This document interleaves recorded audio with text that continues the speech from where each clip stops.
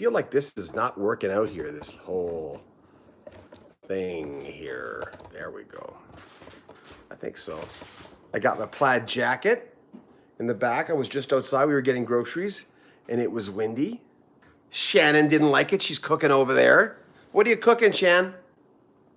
Spaghetti. Spaghetti. What are you eating? Better yet. Yogurt. Shannon loves her yogurt. Happy Friday to everybody.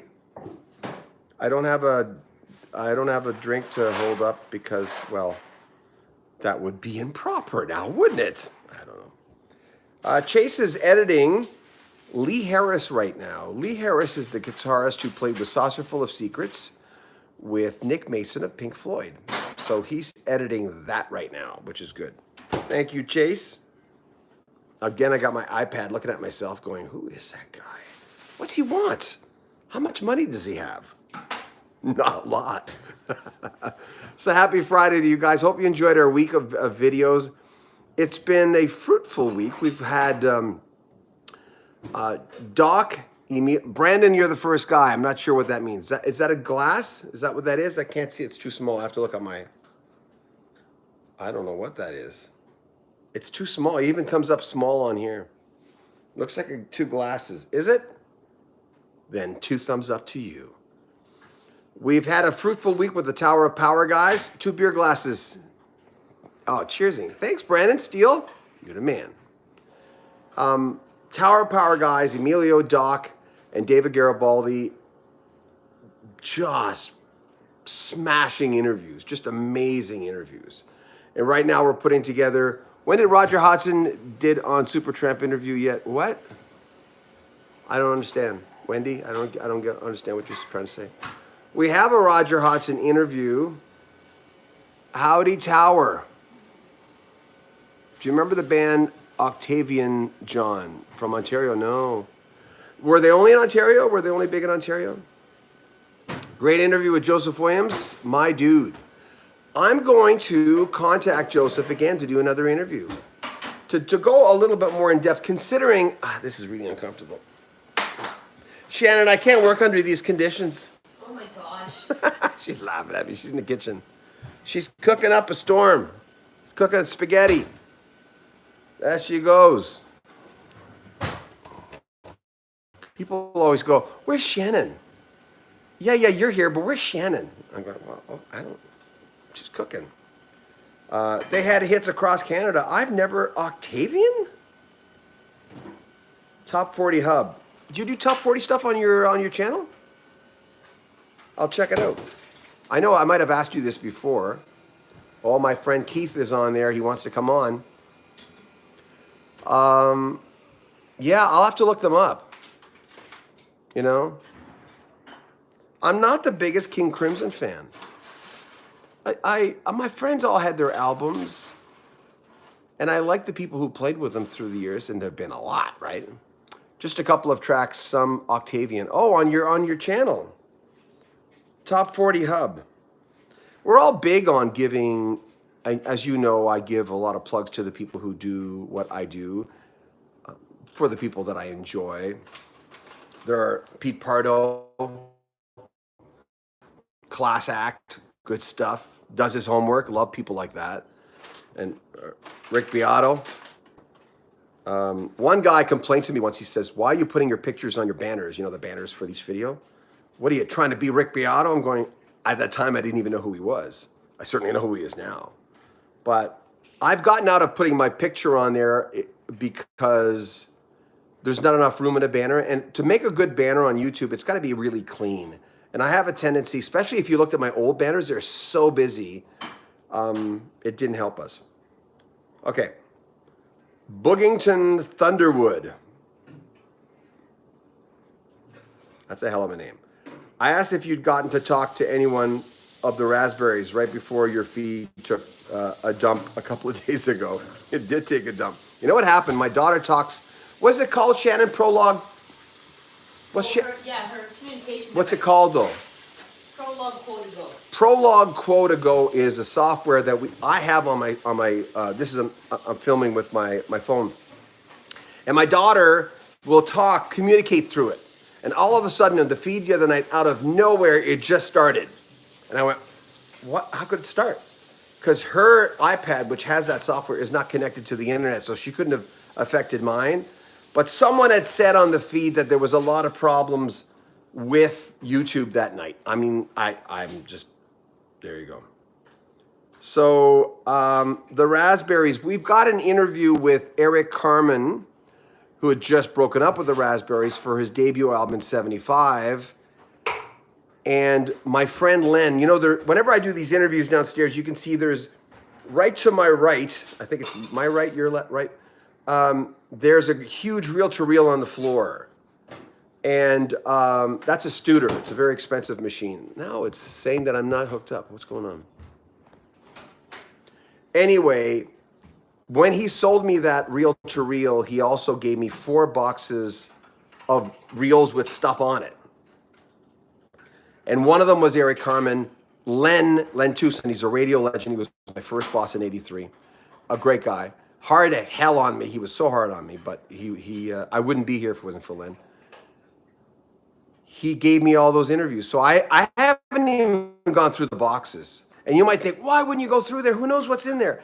I'm so overwhelmed by the amount of interviews we're getting now. And in hopes of some big ones we're around the corner of.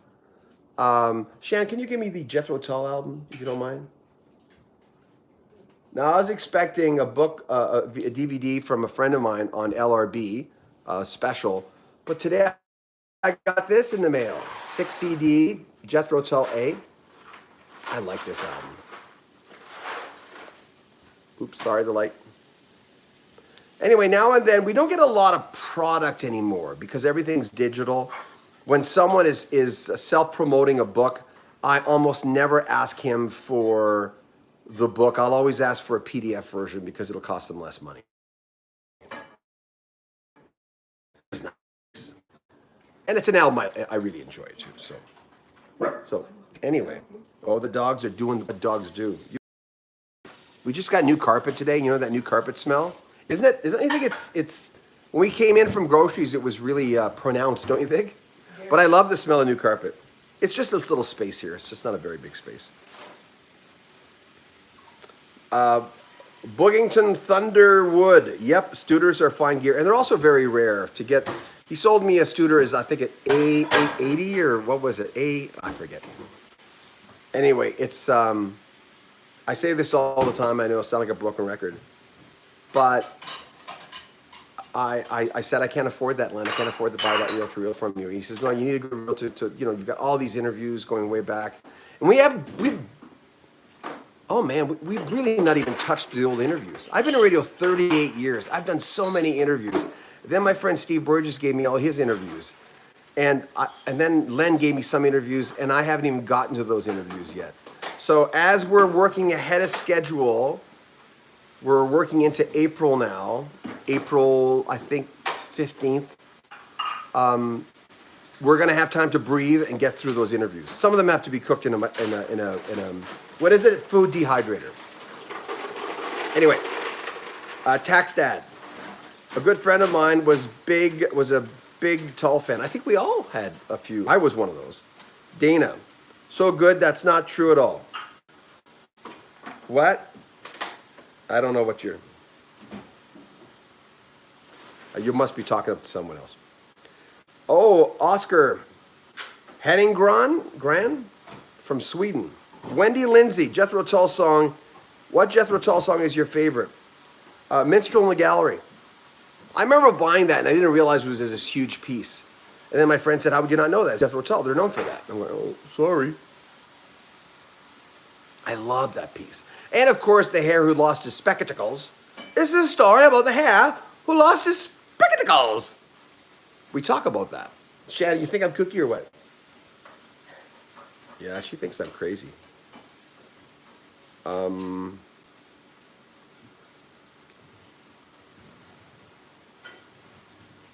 Cool, Dwayne, that's cool. Oh yeah, locomotive breath.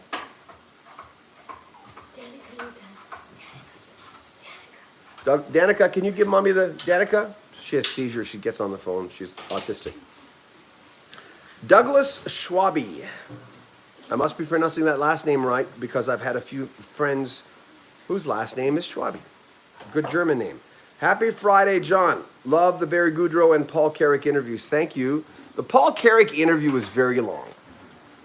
And, you know, when you go in to do an interview, you realize you can get all cutesy and fun and talk about idiosyncratic things, but you always have to have in the back of your mind, okay, I need clips here. And it takes away from the conversation a little bit, but you always have to think, okay, I need to talk about this. This is their biggest hit. I need to talk about that. And you intersperse that with human stuff that maybe you're not even going to use. So when I was talking to David Garibaldi yesterday, I've watched a lot of, from Tower Power, one of the greatest drummers on the planet, but I watched a lot of his interviews because I'd never talked to him before. And luckily the other two guys had told him they enjoyed talking to me, which was good. But you always try to communicate and get to them at a level that's just a human level of just two guys talking. And David Garibaldi mentioned that, and I thought that's the nicest compliment he could have given me. He says, this is just like two guys talking. He says, we're conversing here. You're listening to what I'm saying. And I told him, well, I'm a research pig, and I've watched many of your interviews, and I'm asking you some of the questions that a lot of other people have asked you. But I need those clips, because I don't, when someone says, hey, tell me about, like Henry Gross, who is eventually going to come back on our show. Tell me about Shannon. If I didn't ask him about the song Shannon, I always say to people, I know you've talked about it 1,000 times, but I don't own those clips. I need to own a clip of you talking about Shannon. So we have to keep this stuff in mind when we interview people. And Paul Carrick was one of those people that I'm going, okay, I've got to talk about Roxy Music. I have to talk about Mike and the Mechanics, how he left Mechanics, how he joined the Mechanics, what his favorite songs were, Mike and the Mechanics. Over My Shoulder is the biggest Mike and the Mechanics song. Did he know that? And he did not. When I told him, do you realize on Spotify, Over My Shoulder is the biggest song on Spotify for Mike and the Mechanics? He says, what? I said, yeah. Did you know that? And that's such a great song. He had no idea. And at one point he looks over it and pretends to talk to his lawyer. You'll see it. It's coming up. So you have to get the, like, Madness, Squeeze, Tempted, Ace, How Long, what was it like being that young and having a hit that big, opening for Yes. You start thinking, what are the things that are going to work that I think my audience wants to hear? And that's what it is. The Living Years. There you go. The Living Years clip is really good because Mike Rutherford has lost his dad later in life, but Paul Carrick lost his dad when he was just a kid. So even though it wasn't written for the same guy, Paul Carrick kind of says that there's a section in the song where he, you know, it kind of got to him. How am I doing so far, honey? Amazing. Really? You're knocking it out. Oh, I don't know about amazing. It's like she's cooking. Just wave. Say hi. Hold on. Shannon's in the kitchen. Hi. She's rocking it old school. Maybe we'll have a kitchen show. We'll just talk about.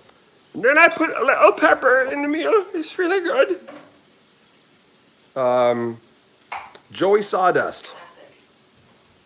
Now, is that your real name? Hey, John, if you could put 3 bands together for a dream mega concert,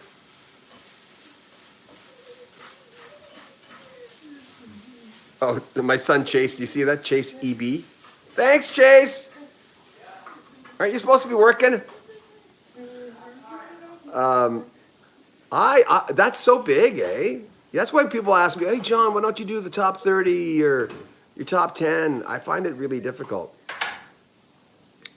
Okay, I'm not going to pull it out now, but I found today my top 10s for a few years. Oh, John Potton, thank you so much. No, I've never. No. There's so many people. John, I appreciate that. Thanks for your super chat. John just gave us $20. That's nice. Wonderful. I'm using that for advertising. We're going to start advertising the channel.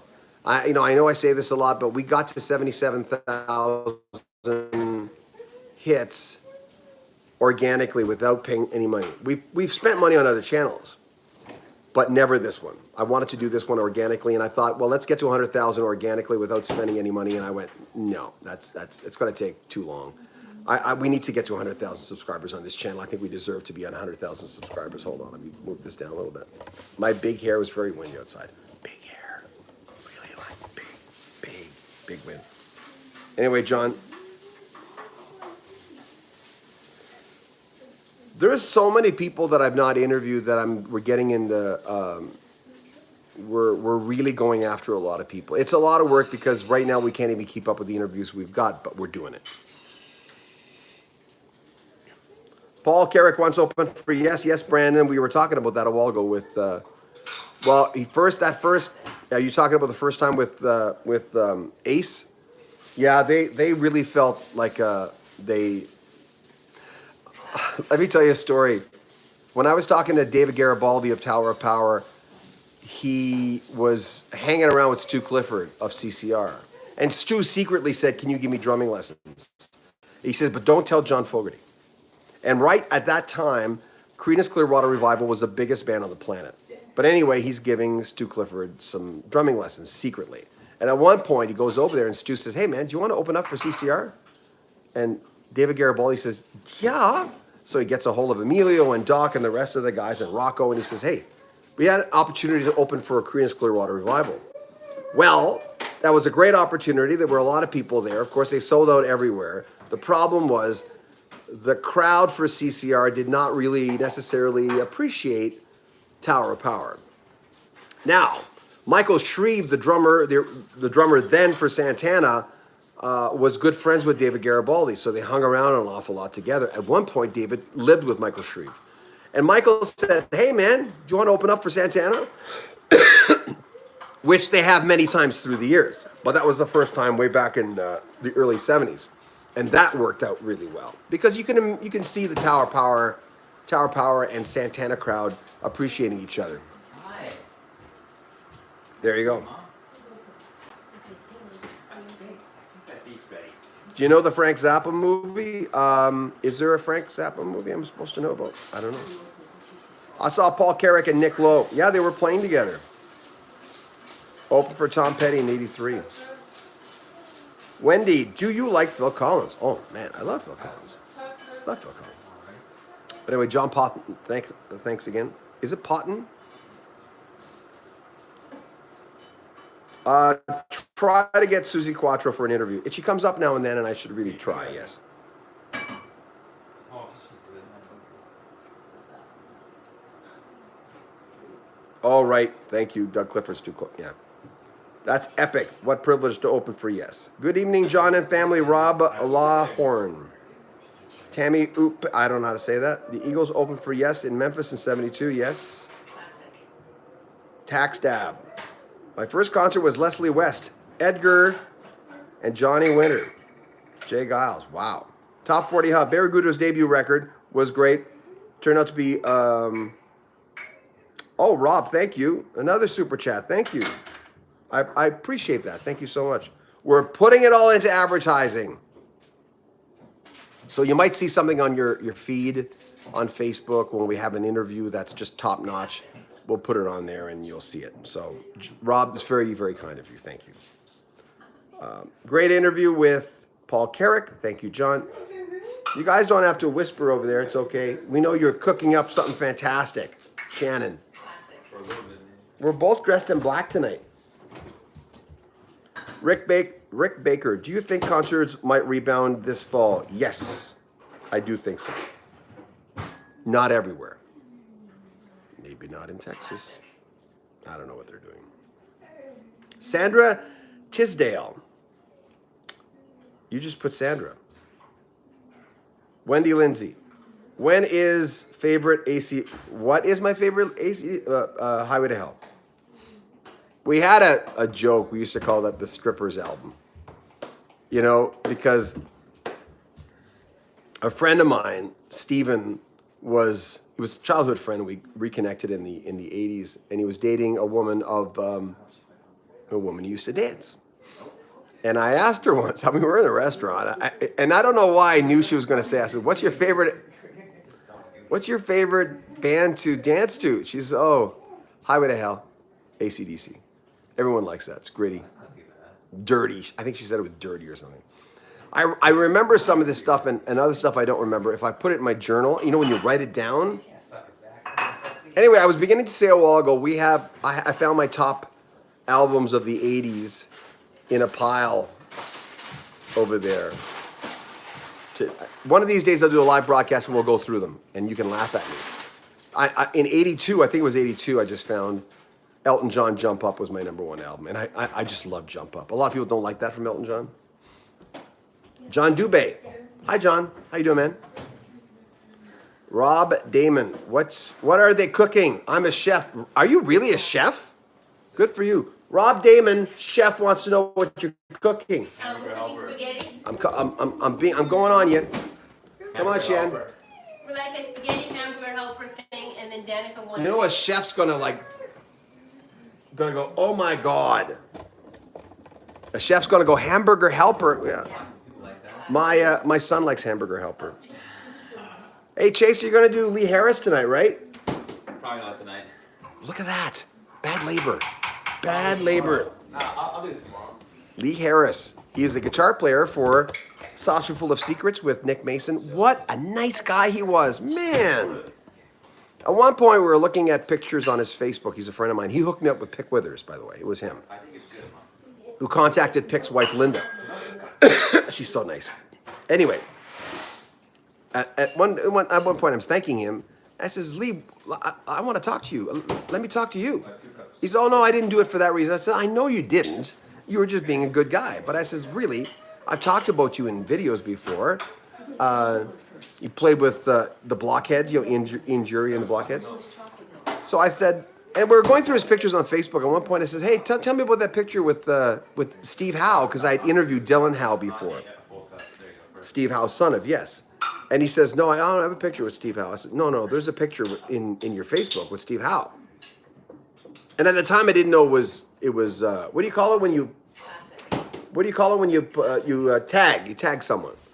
I didn't know it was tagged. Dylan Howe had tagged his own dad. So anyway. So I sent it to him and he says, oh yeah, that's right. That's Steve Howe.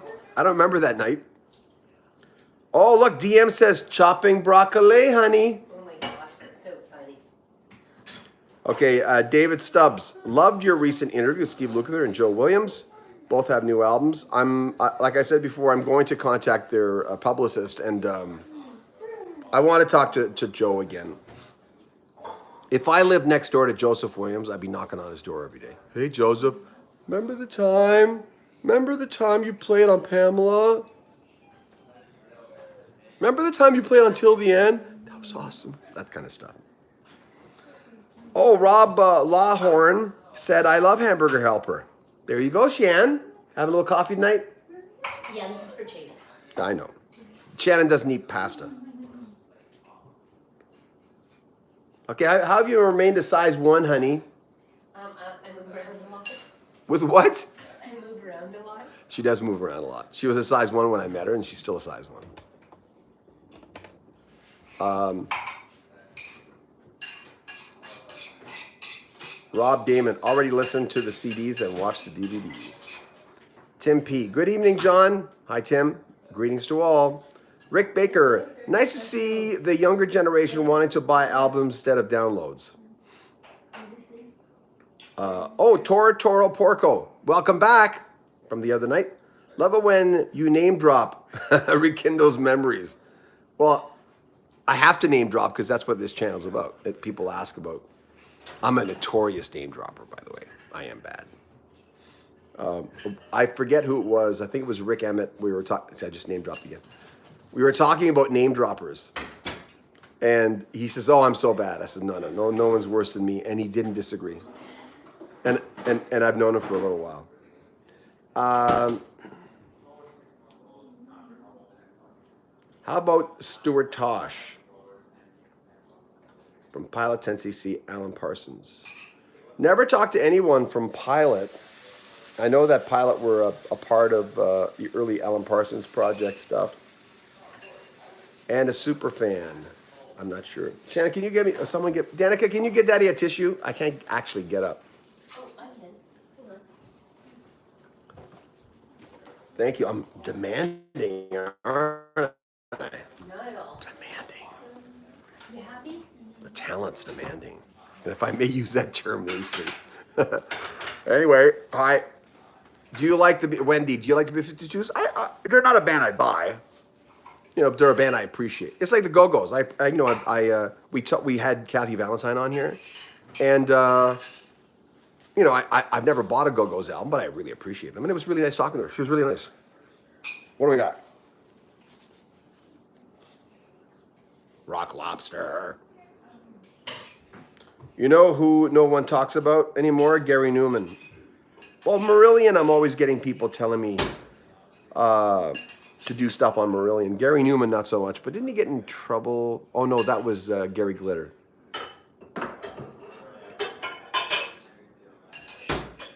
Alvin Lee was cool. Of course, that's one that got away. When I talked to 10 years after, they just said he didn't like stadium concerts. He didn't like, when the band got really big after Woodstock, he thought he'd enjoy it, but didn't really. I mean, a beautiful human being, too. What a great front man.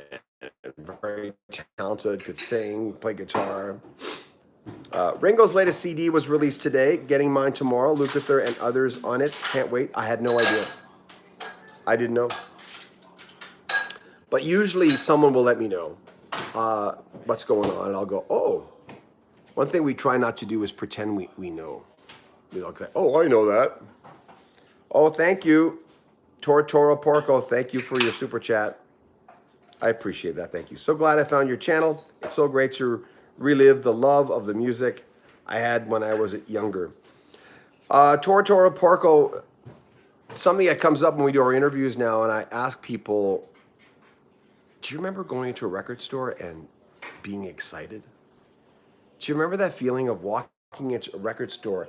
And when I was in my early 20s, when I had a job and I was a so-called adult with my girlfriend at the time, I remember thinking, do I have enough money for what I'm going to find in here? And then you have 5 albums and you realize you only have enough money for maybe, 2 of them or something, right? And I had a friend who used to bargain with this guy at Kelly's, and he says, you can't bargain with us. It doesn't work that way. So Toro Porco, thank you. Rob Lawhorn, does Shannon chop veggies to enhance the hamburger helper? Really thinking outside the box. No, because it's for Chase. He won't eat vegetables. He and his girlfriend, Chase got game. He found a girlfriend during COVID. She's a beautiful young lady, smart. She's like a daughter to us. Shannon's not talking now. Oh, sorry, yes. Oh, sorry. Thought she didn't like her now. She's really nice. Toro Porco, yes, Kelly's. Yeah, Kelly's on Jasper Avenue in Edmonton. Tim P. Have you met or interviewed Alice Cooper? No, I'd love to. I met him up here in Edmonton once at a golf course. Wow. Great guy, down to earth. I'm trying to think. I have so much holes in my knowledge going into, whenever I go through a bad breakup in a relationship, I seem to have holes in my knowledge as if I'm trying to forget stuff. Licking the floor with pain, I used to call it. Licking the floor with pain. I used to host a show called Love Songs, and people would call up, and Love Songs was sometimes, not always, sometimes like a journal. You only write in your journal when you're feeling like crap. Love Songs, people would listen to it all the time, but they'd only reach out and actually call us when they were going through a bad breakup. So I always found that interesting with Love Songs. Always found that incredibly interesting. That most of the calls were people with their glass would be half empty because they needed to reach out and say something to someone. So we put them on the air. This is in Vancouver first at 14C Fun, a classic station in Vancouver, and then at QM-FM, which is now called Move 103.5, I'm still there. I'm still working there. No veggies, DM. I waited in line. You okay? Oh, God, I thought she was choking. Oh, it was the dog. Keep classical rock alive even today. Music is not music today, but thanks for your answer on Alvin Lee. Another thing I've gotten into the habit of, and some people skirt the issue, I ask them, do you watch the Grammys? One gentleman last week, I'm not going to say who it was, Didn't really want to talk about the Grammys. You could tell he just didn't want to open that box that said maybe he's not the biggest fan of new music. I don't mention his name because I don't think he wanted to talk about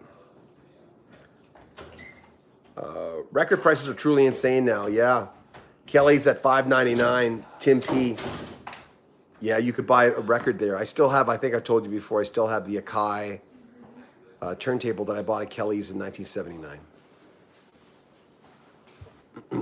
A disc jockey inspiration is, and I don't mean disrespect to him, my biggest inspiration in the beginning was a guy named Rod Butcher who came to our high school, junior high, sorry for people who have heard this story millions of times, to record our school choir. I was in the choir. I think Mrs. Flynn, my teacher, said, I told her I can't sing.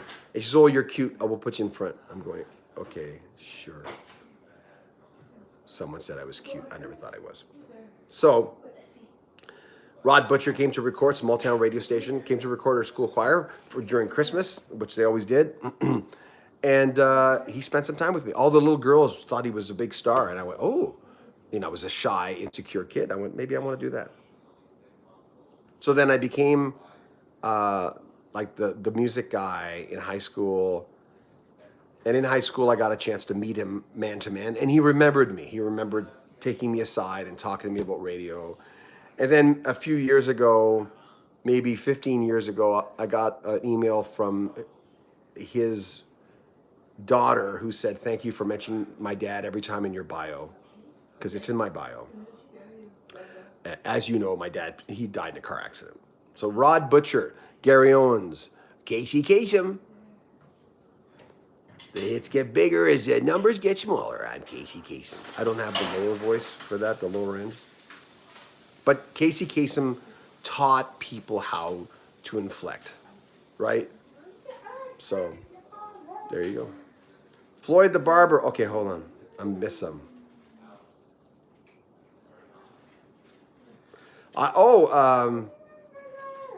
Toots. Hello, Sir John and family. Hello.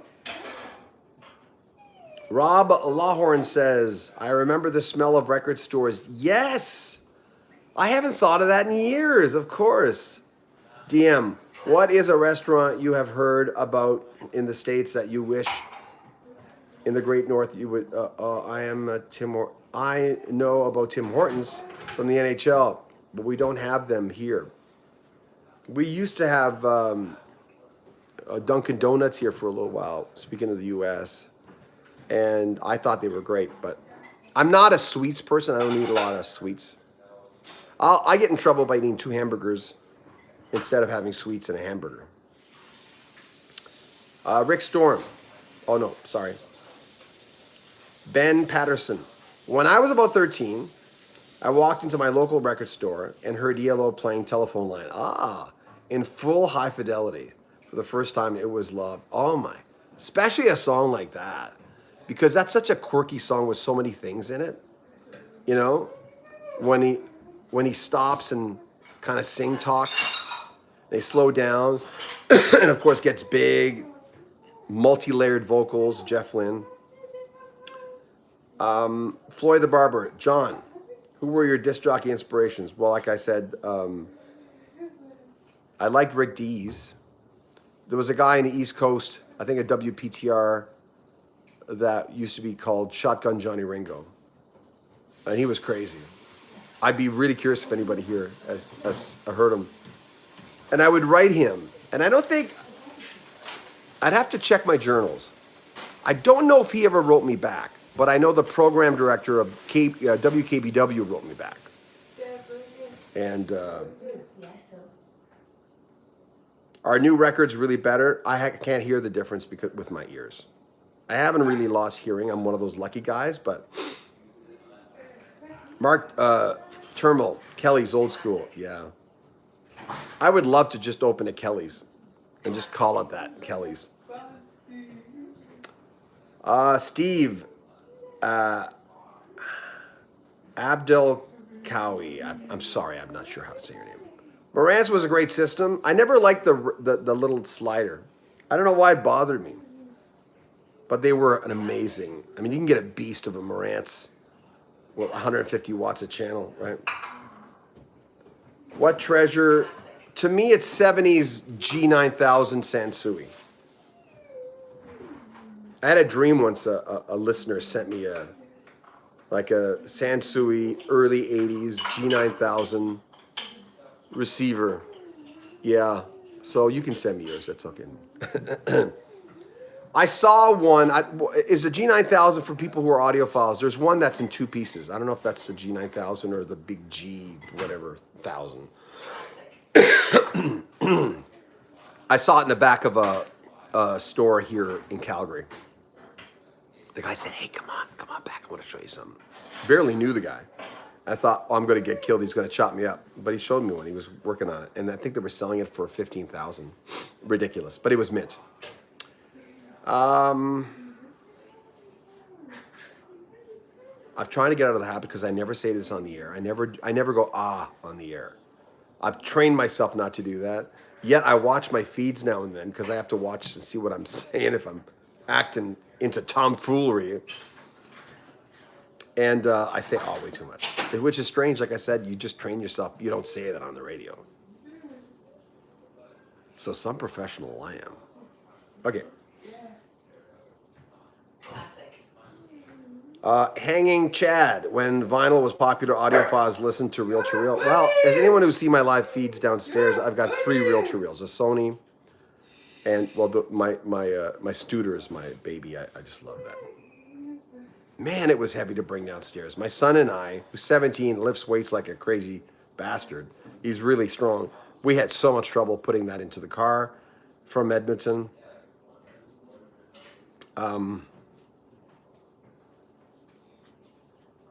Sorry.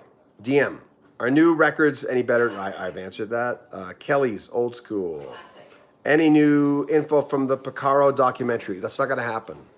Someone just emailed me last night and wanted to work with Steve Picaro. I can't say in what capacity, but I just forwarded to Steve, and he got back to me right away and said, thanks. Steve's knee deep in something, I can tell. I can tell when he's really busy. The Grammys suck. This is Toots. 9-second tribute to Eddie Van Halen. Yeah, I heard that a lot of people, including Wolfgang, was not very happy with that. Tim P. Speaking of Alice Cooper, try finding new pressing of Detroit Stories. The colored is stupidly priced. If you can find one, the black vinyl sold out everywhere. Well, I didn't know that. I really didn't know that. Tim Hortons, best donuts around. They are good. George Berry, Tim Horton rocks. James Tejada? Hey, John from Campbell, California. James T. Where is that? Where's Campbell, California? I spent a lot of time in California through the years. Not so much since I've had my kids, but when I was single, I would go to Mount Shasta, and the Mount Shasta, upper California, the Mount Shasta, McLeod area, a lot. Because I was reading all the spiritual books back then. Everyone talks about Mount Shasta. Halloween apples, woo. A lot of spiritual. That's the most light-footed I've ever been. And I don't apologize for it. I just felt I was connected to the earth and no, I wasn't taking anything. Excuse me. Classic. It was just a wonderful time. I was going through...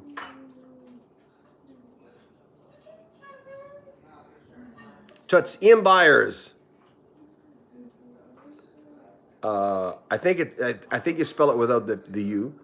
Live at the Continental store in Chatham. Woo, good times. He's referencing the guy who used to run the local radio station where I was from in Northeast New Brunswick. And Ian Byers once got on the air after a motorcycle accident, and he said, "Oh my God, don't come near here. There's blood and guts all over the road." He actually said that on the radio. But he was an innovator in his own right, small town broadcaster. Came up to me one day because he'd gotten to know me because I was the kid who always at the radio station because I knew a few of the DJs and in high school. And he says, "Where are you going to be?" I said, "Well, I'm going to start in Edmonton. I'm going to move to Edmonton and start there." He says, "You'll never start a major market. Never start a major market. You're not that good." And I remember going, "Yeah, okay, I'll show you." And even then I was pretty sure I'm going, "Yeah, but I used to think I'm a music guy. That's enough. I learned later that it wasn't enough just to be a music guy. You had to learn so many things. So okay.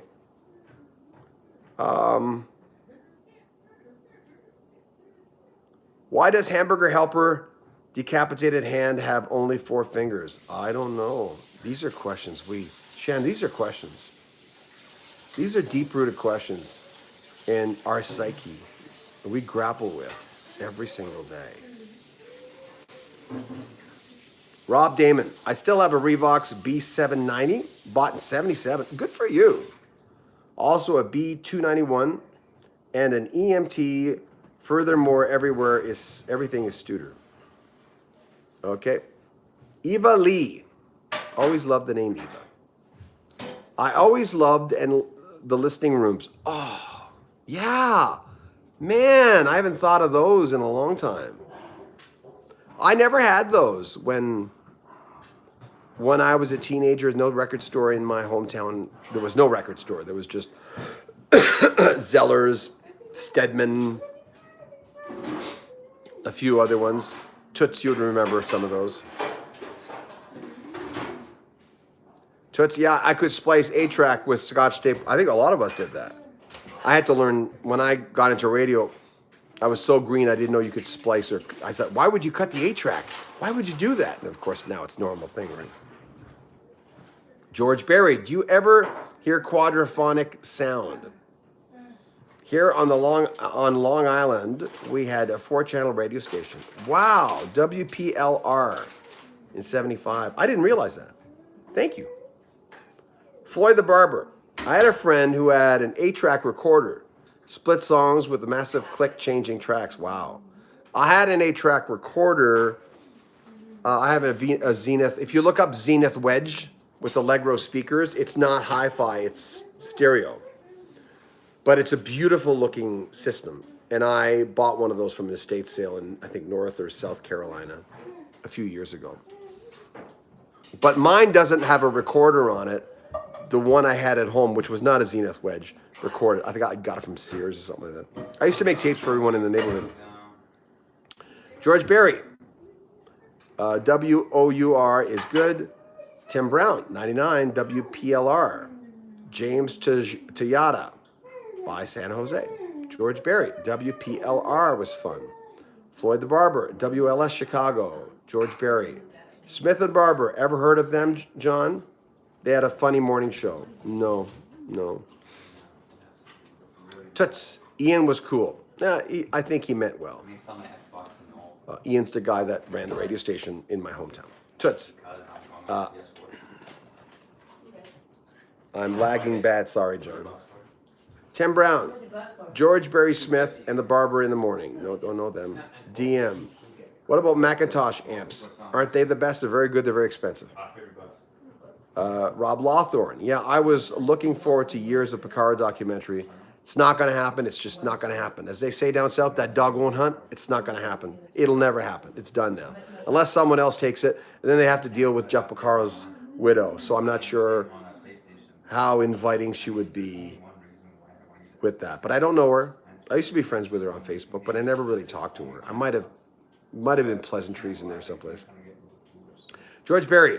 They were hilarious, especially when they came back for your... Okay, you're talking about something I don't know. DM.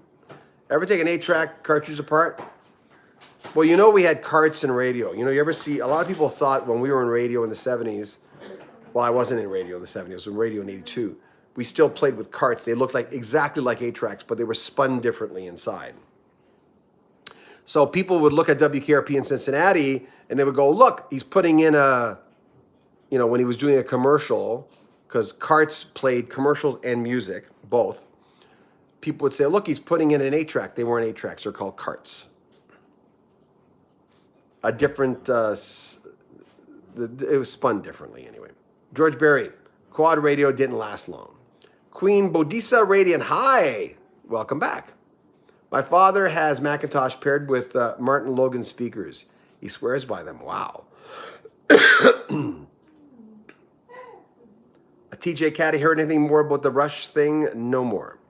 Toots, John, remember the trading post on CFAN and the prank callers? Yeah, we never. Man, Toots, you're like plugged in. Shani, honey. I get so dry doing these things. Can you get me some water? Yes, 1 second. Thank you, Shannon. Did you guys grow up with a trading post on your local radio station? Toots is talking about that, where we used to have that on CFAN.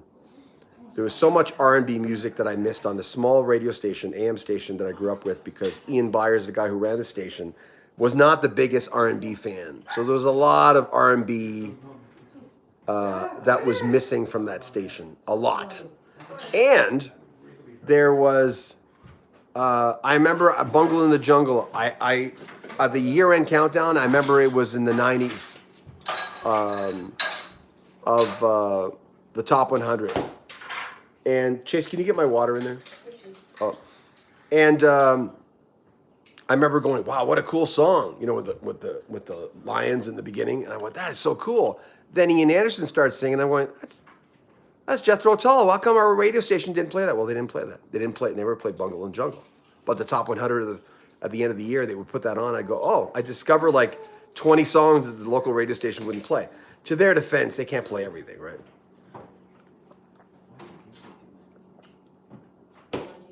Thank you. God, I needed that. Whew.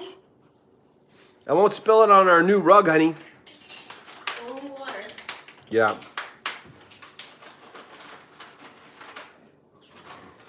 Rob Damon. Hey, John. If you like to know more about new vinyl, check out the In Groove. Is that a website? Yeah, bye-bye.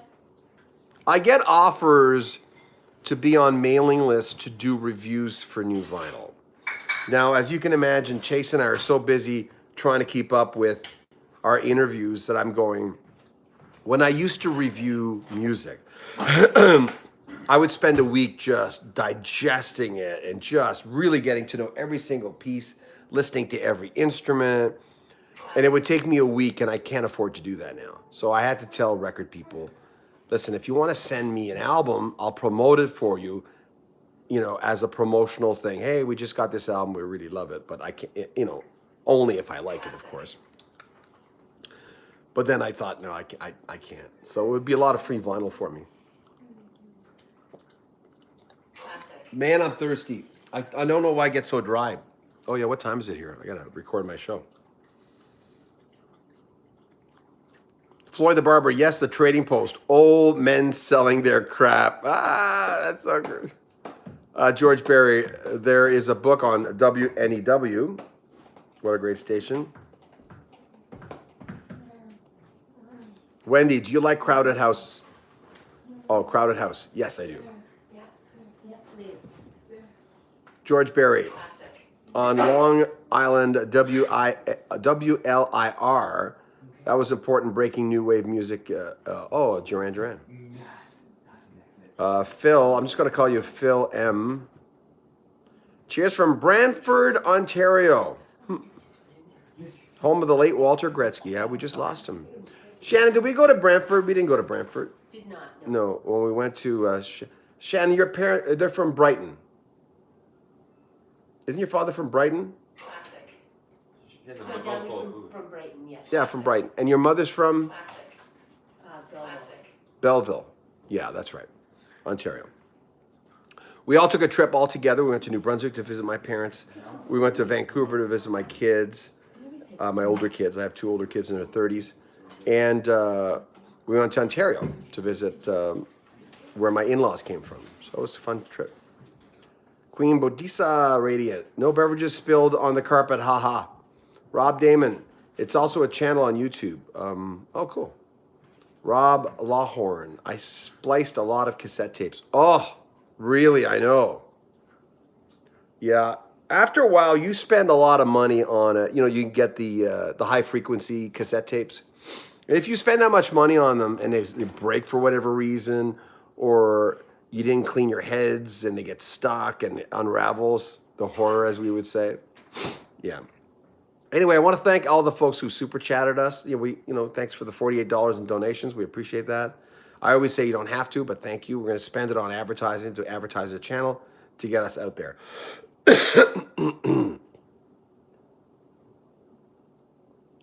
DM collab with Rick Beato. I don't really feel. I mean, I'd like to interview him. I might interview him. I'll reach out to him. You know, whenever I say I'm going to interview someone, sometimes when the dust settles, I'll look and I'll go, oh, I've got to go. I've got B. Birtles to put together. I've got to organize my Jim Mastia interview for Boston, another Boston interview. And I get overwhelmed sometimes. I go, oh, I've got so much stuff. I can't put any more on my plate. But yeah, Rick Beato would be a good interview. I'd like to talk to him. Fraz J. Hey, John, do you sing? I don't sing, but my wife does. Oh my God, I don't sing at all. Shannon knows she can't sing. That's why when she sings, it's really cute. Because she knows. Toots, I just remember Rod Butcher from CFAN. Yeah, Rod was. It was sad that we lost him. He's the guy who influenced me to get into radio. George Barry. John, guys like you are so important in connecting us to good music. Thank you. That's very sweet of you. So radio stations are like family. And you list a lot of stations. That's a Havanese dog, and out of nowhere, he'll bark like someone's chasing his tail. We don't know. DM. Has anyone checked out John Fogerty's quarantine concerts? He really brings it. No, I haven't. I have to admit I haven't. Amy Thompson. No, you don't. You look too young to have kids in their 30s. I'm 61. Shannon's 50. So yeah, robbed a cradle.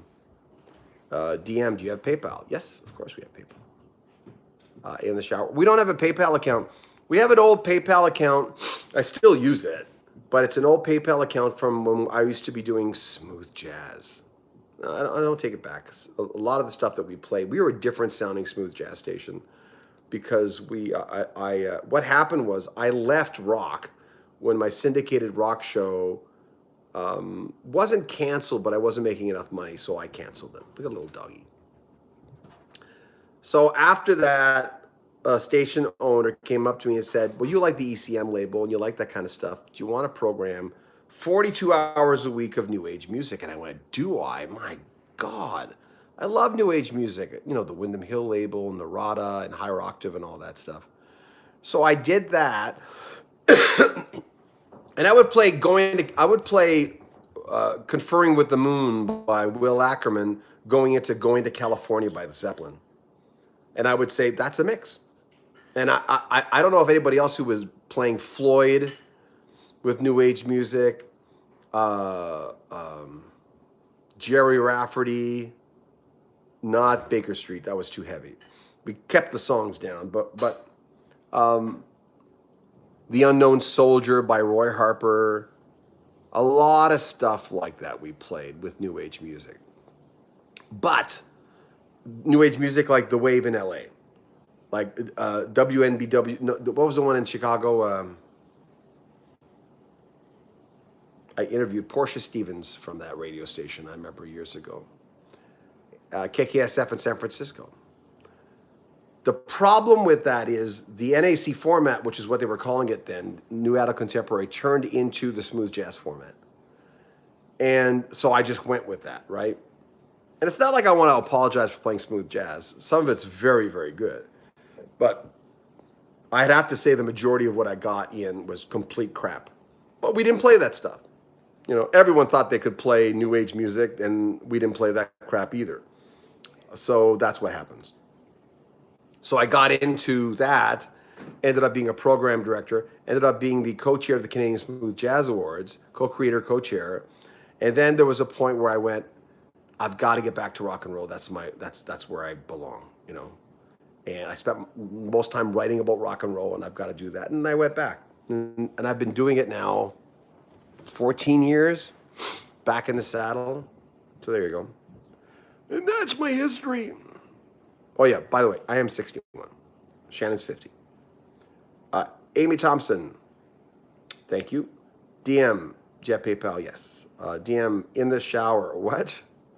Amy Thompson, play any instruments? I played drums. I first taught Chase over there how to play drums.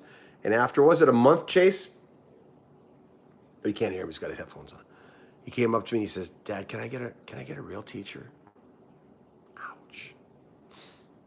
But I can play like I'm a basic drummer. I play like CCR, the Eagles, like Steve Miller, rockin' songs. The rockin' songs from the Eagles, not the slower stuff necessarily.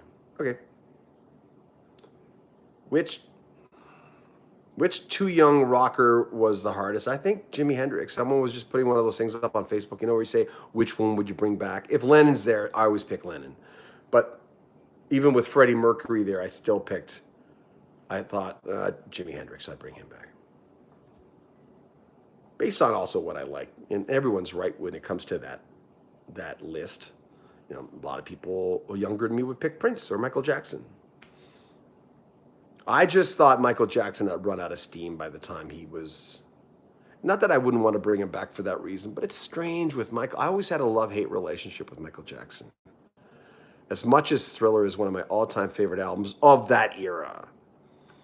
And Off the Wall, I like just before Thriller.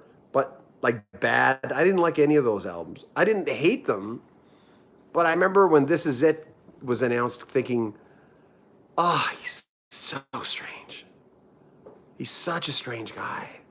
He's so tormented. I just get off the stage, go get help. But it was too late.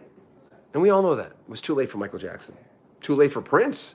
And he had his old idiosyncrasies in a whole other way. So there you go.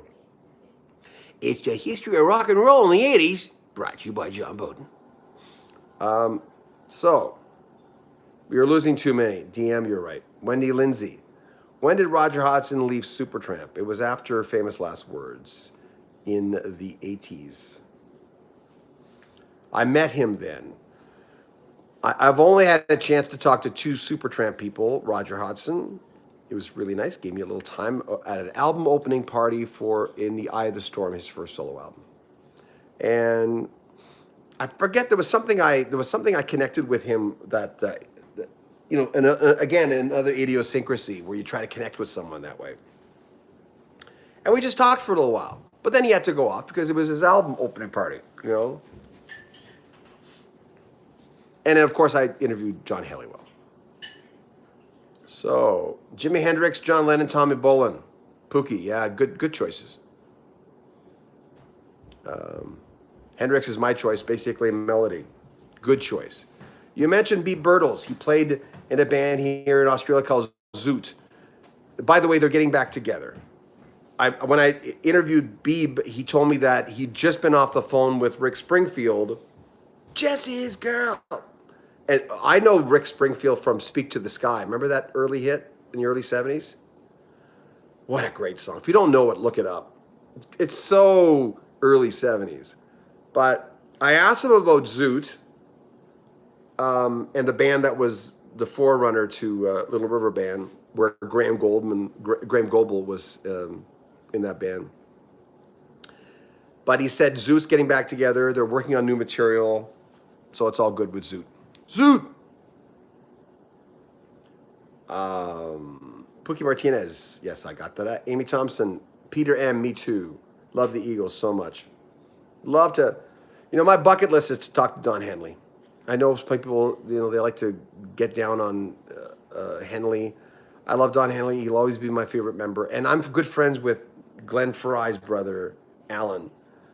And, but Alan's from my school. You like what you like. Alan reached out to me a few years ago, and we've maintained a friendship, and he's just a nice guy. He partied hard, that guy. In the 70s, he partied. He doesn't make, he's learned his lessons. But I really like Alan Fry a lot. We've had him on the show twice. He's talked about stuff. I love when he talked about his mom, and his mom would phone radio stations to get them to play the Eagles. Jeff Brush. John, did you ever play drums to anything from the seventh one, like Home of the Brave? No, when I was taking drumming lessons from a guy named Dave DiTomaso in Vancouver, one day I told him, I said, I want to learn Pamela. He said, well, Pamela's not easy. A lot of people think Pamela's easy. And I said, no, I want to learn Pamela. He said, why don't you go home? And he used to do this all the time. You go home and you try to figure it out and come back home. come back here. And the next day next week I came and I'd play, and he says, you're just playing half of it, right? It's like when people try to do the halftime shuffle, which is Rosanna, most untrained drummers will go on there and they're really only playing half of what Jeff Porcaro was doing. Anyway, I learned Pamela, but it wasn't tight. I did learn it. What's that Sade song?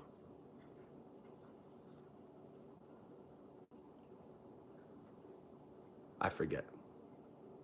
What's that Sade song starts with the drums? Doom, doom, doom, doom, doom, doom. What is that song? I haven't heard that. Anyway, I learned that one too. Sweetest Taboo. George, you're the man. Thank you. Thanks for saving my skin, George. I appreciate that. Yeah, I learned to play that. I really worked on that one. Because sometimes with drumming, it's like the Phil Collins song, If Leaving Me Is Easy. A lot of drummers talk about that song. That is an incredibly hard song to play because it's so slow. And that's just one of those songs that drummers mention sometimes. If you can play that in time, because you almost have to play you have to almost count in between. So it's interesting. I would bring back Brian Connolly. Yeah, good choice. Mine would be Jim Croce, Floyd the Barber. George Barry, I like your Casey Kasem better than Casey. Much respect. Yeah, Casey taught me how to talk, what's important when you're young, and it's like telling a painter. Remember that we've all heard this. You tell a painter, painter's pretty good, then goes to school to learn how to paint better, and he ends up being all screwed up because he's that's too much. No, I can't paint anymore. I just need to paint. I don't need to know all this stuff. So Casey Kasem, when I started, I heard my voice and I went, oh, I hate my voice. I still hate my voice. But at least I have a lower end now, a little bit more of a lower end. Scotch did that for years. Luckily, I'm okay now. The Casey Kasem just kind of brought me to a place where I'd go, why is he doing that? Why is he going up? And he'd go high and low in different places than most people would, but he'd make it work because he had conviction, and he did that Arnold Schwarzenegger thing via talking, which was own it, say it. I was talking to a young broadcaster just after my last live feed because I'd mentioned one thing you can't do in interviews is don't seem scared of them and don't be too much of a silly fanboy during an interview. One guy said to me, he said, you almost look pissed off when you're interviewing people. I said, I'm not, but I'm doing business. I'm trying to communicate with them. But there's one thing I refuse to be, is scared of anyone I talk to. Bill Bruford was the only guy. Out of nowhere, I started getting a little, and he was nice. But Casey Kasem and people like that, they start going, okay, how do I walk into that room? What's my comfort level? And you just automatically go into that. And Casey Kasem taught me how to inflect and own it. No, I'm not going to mention him. Never mind. Jim Croce's widow has a restaurant in his memory. I didn't know that, Amy. Rick. Rick is so underrated. George Barry. Yes, Rick is going to be there for the Zoot reunion. That's right. Rob Lawhorn. I'd like to say your full names. I know some of these names are not your real names. They're your Google name. Or which person would you time travel back to give a warning to? Oh, man. Okay, I want you all to answer that. I know that when I ask people, would you change anything? They go, well, I wouldn't be here right now. If I changed anything, my wife might be dead. If I changed anything, I don't know. So, it's that old time machine thing. But I still ask and say, okay, yeah, but if you had to change something, what would you change? So everyone really gets into this subject. If you could change something, if you could go back and give someone a warning, John Lennon, Brad Delp. I cried when both those guys died. That's why I released I thought about that today when I was releasing the Barry Goudreau of Boston. By the way, it is Goudreau, I asked him, because I interviewed him twice. You'll notice in some of these clips he's wearing a different shirt. When he talks about the new album, he's wearing a different shirt than when he's talking about Boston, because I've interviewed him like 3 days, 4 days apart. So I can officially say I've interviewed him twice, because I have. But we talked a little bit about Brad. Losing Brad Delp so bothered me because I wanted to talk to him, but not because of that selfish reason. I'm thinking that, you know, when everyone dies, you know, when someone dies, it's a sad thing. You know, they used to say when you lose someone in a breakup, there's all these steps, but one of the steps is the loss of the dream of what could be, and that happens with a person's life as well, right? The loss of. When my brother died at 36, people came up to me and says, "Oh, he stopped drinking and he stopped smoking and he got his stuff together. He got married, had a kid. It's so shame. What a waste, right?" And I went, "No, but you're taking away the fact that the satisfaction he got from quitting all those things, that didn't disappear. When he quit drinking, he was very proud of that." And my brother and I didn't get along very well, but I said, sure, he died, but he still felt a great satisfaction. So, to me, so you guys tell me if you could go back and give someone a warning. That is a great question. Thank you. Oh God, there's so much stuff here. Anyway, thank you for the folks who super chatted us tonight. We appreciate the donations. It's very nice of you. Very kind. I always say you don't have to, but have you ever interviewed Hart? Not the main people. Mark Andes and the Fisher brothers. Important people, especially the Fisher brothers. Not to take anything away from Mark. So I've interviewed them. I've asked Ann Wilson for an interview. Never heard back. So, Amy Thompson.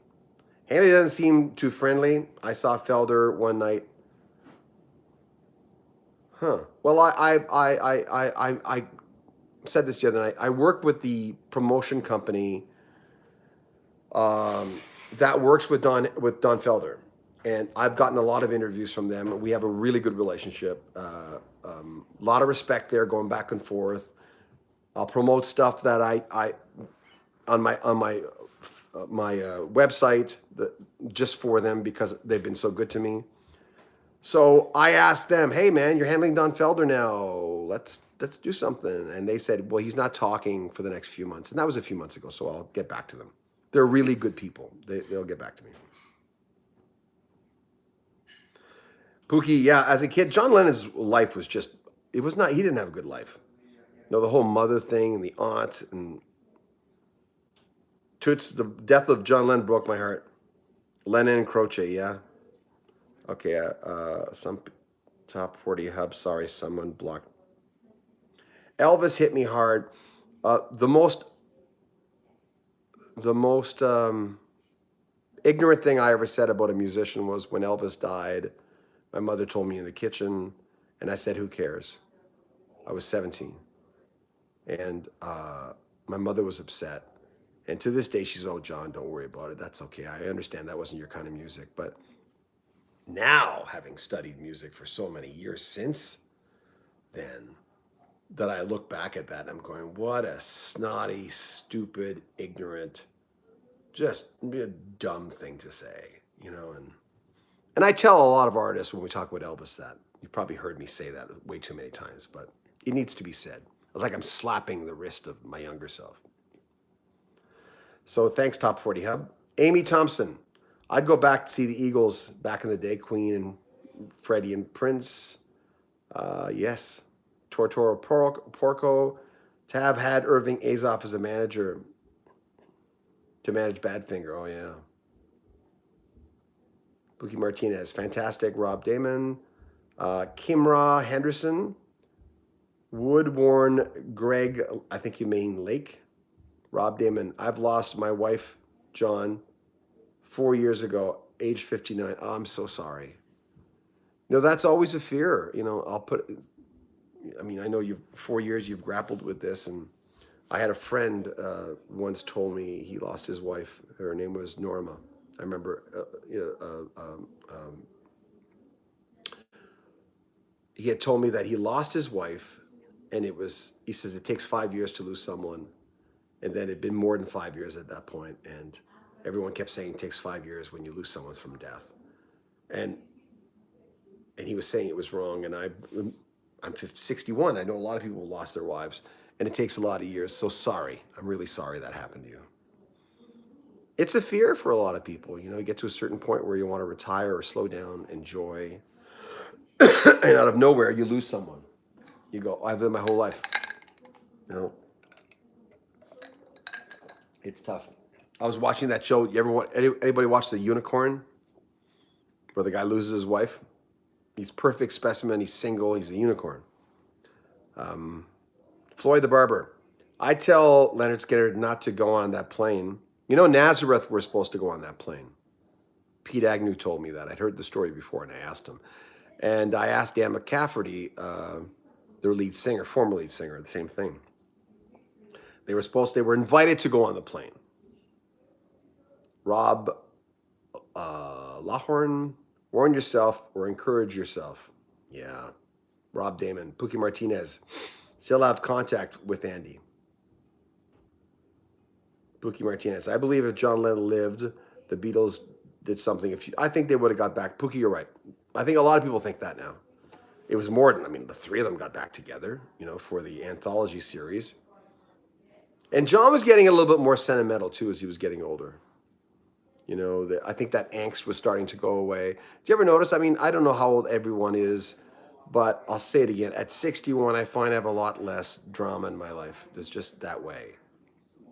A lot less drama. That started happening when I met Shannon in 97. And I'd had wonderful, wonderful girlfriends. I'm not one of those people. It's so easy to look back and say, she was a bitch, she was an asshole, all that stuff, right? But all my girlfriends they all gave me something really, really wonderful. They really, every single one of them. And, but when I met Shannon, I remember thinking, this is the person I'm supposed to be with. That brings out the best in me. And I want to bring out the best in her, and she wants to do it with me, and it's great. So when you meet someone and it's kind of a cool thing. It makes you change. And I think John Lennon was mellowing out a little bit, That angst that lives inside you never goes away. I know that stuff. Man, I've gone through, if we had a thing one night and people would read my journal even from 1976. 77, I think it started. The stuff before that was just kooky talk. You'd look back and you go, something's deranged with this kid. Something's wrong with him. I don't know what's wrong with him, but that kid's not running all cylinders. That kid's a deep vacuous hole of emotional need ready to suck the life right out of you. What? Okay. 40 Sayers, still catching up on your videos. Thank you. I appreciate that. The one with Darby Mills was great. Always wondering what happened to her. I was just talking to Darby a few weeks ago. We're going to have her on a live feed, if that's okay. I know a lot of our U.S. viewers. We're going to do it on the Canadian channel. But the Canadian channel is not at 1,000 subscribers yet, so we can't do it on that. Once you have 1,000 subscribers, you can do it. The Canadian channel, we've really got to get some videos on there to get it up to 1,000 so we can do live. I want to invite a lot of Canadian artists just to go on live, and sometimes they're easier to get to. I did read Felder's book. Yes, Amy. Top 40 Hub. Asia's lead singer John Wetton was sad. Well, we just put up a video. Lisa Wetton, his wife, got a hold of me after, and John was still alive. And as far as I know, John saw it. We saw a video. I did a video and say, John, you kicked cancer's ass. Or I'm not sure. I forget what he died of. I think it was cancer. You kicked cancer's ass, and we look forward to having you back. And then she said, John, I can't thank you for the video. It's very kind of you, but I can't share it with anybody because I want to, because you have album covers. I always have album covers behind me of the other Asia. So I said, oh no, sorry, I didn't know. I didn't realize it was another Asia. So I am Mantis, Elvis Presley, John Lennon. Yes, good choices. Jeff Brush, Felder and Thomas Shaw are friends. They are indeed. Felder's close to Sticks. Joe blogs. John Lennon's death and that way was horrible. Yeah, Joe. That's the thing. Not only was it they stole something from us, we thought, on a purely selfish fan level, my first thing was, oh, the Beatles will never get back together now. The first thing I thought of. I've said this many times, but Floyd the Barber. I remember how hard Elvis's death hit all our parents. Yes. Well said. Bookie. Rob Damon. Yeah, Andy has been popping up lately, being interviewed with lots of people on Skype. I am Mantis. My mother said what you said. Oh, is that right? DM. I miss Howard Lees. What happened to him? I was thinking of reaching out to. Sorry, I gotta crack my neck. Isn't that attractive on live video? I was thinking of reaching out to Howard. Yeah, look, I'm watching myself crack my neck. That is just untoward. That's just something wrong there. I lost my brother in 77. Elvis passing always didn't bother me as much. Wow, really? DM, not over losing my dad. I really need him. Sorry to everyone who has lost anyone. Yeah, see, that's the thing. I wasn't close to my dad. So when my dad died, my friends expected me to fall apart, and I didn't because my dad and I just weren't close. When I was 12, I realized that that I kind of had to do things on my own. And my parents were good. They were good parents, hardworking, old-fashioned parents. My mother's amazing. But my dad and I just weren't close. I'm close to my mom. Mama's boy. There you go. And close to my brother, my younger brother.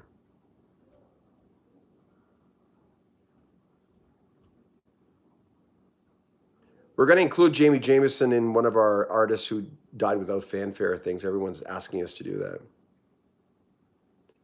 Joe blogs. Brain says short-lived. The Beatles past 50. Amy, I'm getting through these because I got to record my show. Pookie Martinez, Janice, yeah.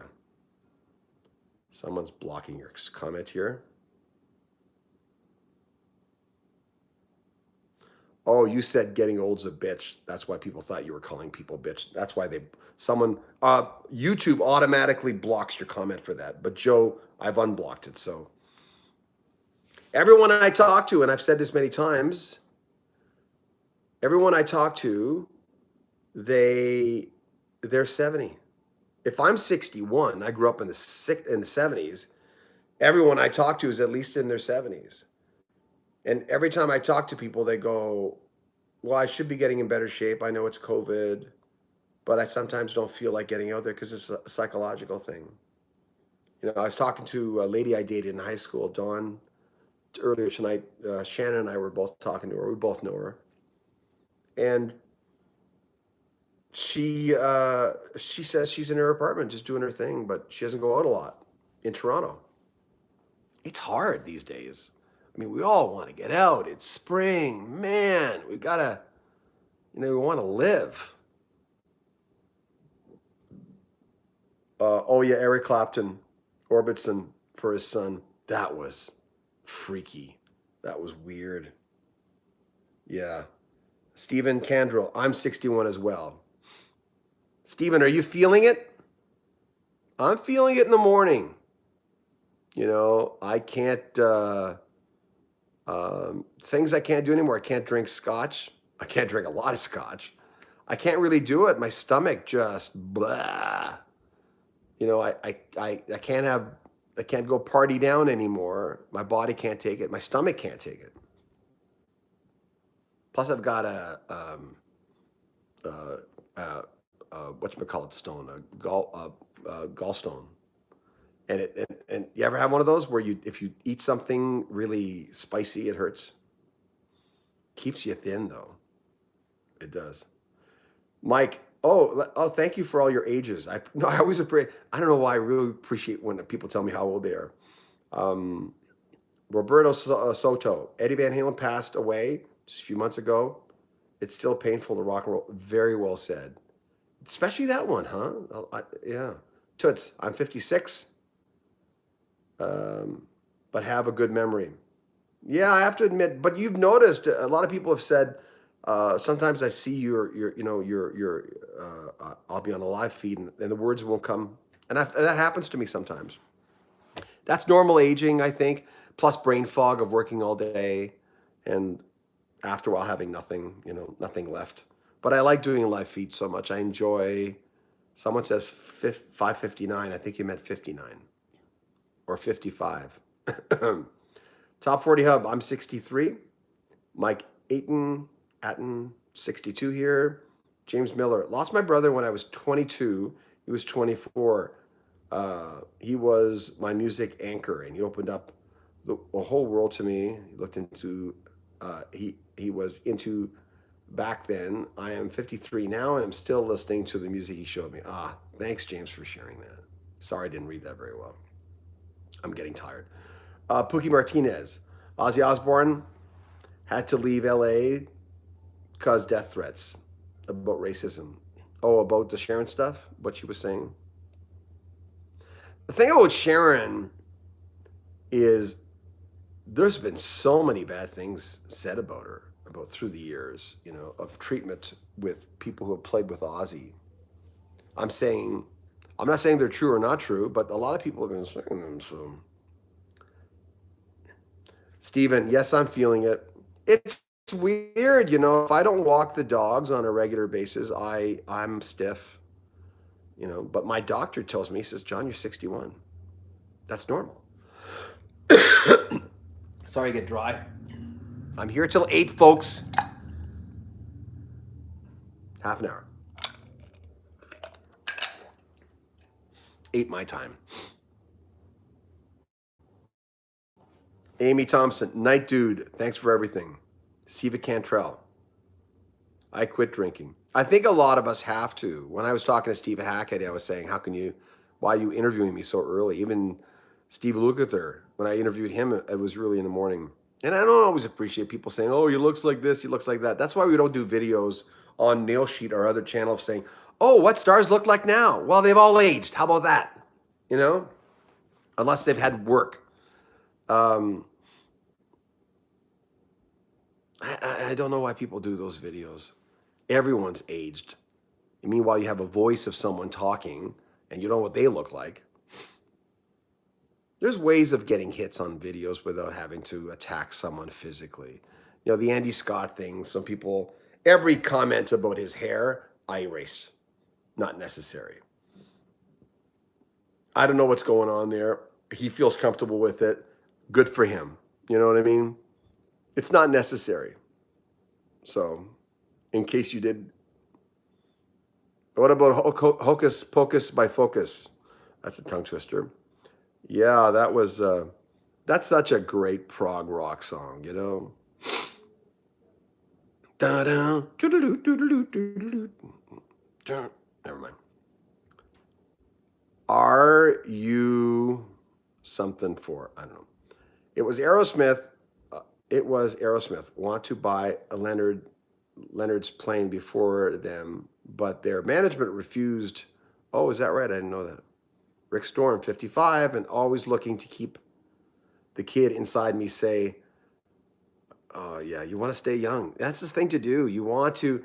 I was talking to an old friend from high school. God, I'm stiff. See, there you go. And he said, John, when are you going to retire? I mean, when are you going to slow down? You're 61. Aren't you going to retire in 4 years? I'm going, no, I'm doing the best work I've ever done. I'm one of those guys who would build a shed and, build the foundation and kind of look at it for a while and then frame it. And, because I used to do a lot of carpentry work and I go, yeah, that's good. But I wouldn't want to build it fast. And I did that in my career. Even though I've always worked major market, I kind of took my time. I like working evenings. I wanted to be left alone. Top 40 Hub, how long does it take to record your show? About 20 minutes. Not long.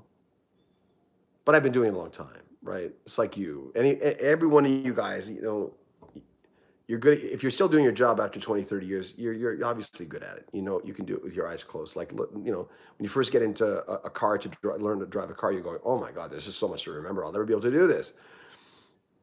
25 years later, you can do it almost with your eyes closed.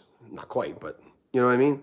So I'm kind of locked and loaded by the time I sit downstairs. I do my show where I do my interviews downstairs. You know, that with little lights are on behind me and the albums and stuff. That's a studio. It's actually at the bottom of the, you know how houses have the little insert that sticks out for the kitchen? That's where my studio is, underneath the kitchen. So there, the dining room, not the kitchen. Roger King, Pulsar Lights. You have to grow old, but you never have to grow up. There you go. You're a wise man. Or I don't know. Are you a man or a woman? I don't know. Toots. My father played great music like Glenn Miller, Peggy Lee, all that stuff growing up. That's nice. I'm saying so much. I never say that on the radio. Floyd the Barber. Yeah, the yodel song, Hocus Pocus, that's for sure. It's the ultimate yodel song. Dude 71761. Hey John, Rich D here from New Jersey. How you doing, man? Have you been on here before? I don't remember your username, but welcome. Hope you're doing okay tonight. This is so great, you know. I can imagine. Can you imagine most of us on here tonight? You know, it was 60s, 70s, or 80s, right? We grew up. If someone would have told you, I know I'm overstating the obvious by saying this, but if someone would have told you that in 2021, you would be talking to people all over the world, and in my case, with some dude with a camera in front of you, and you'd all be on there, and we'd all be talking, we'd just be, you know, sharing ideas. Like, really? You know, back then, computers were the size of houses, and here we are. I know I'm overstating the obvious. I know I have to say it again. But it's a pretty cool thing that we can all do this. I know we're living through a weird time in history right now, but this is pretty cool. Okay.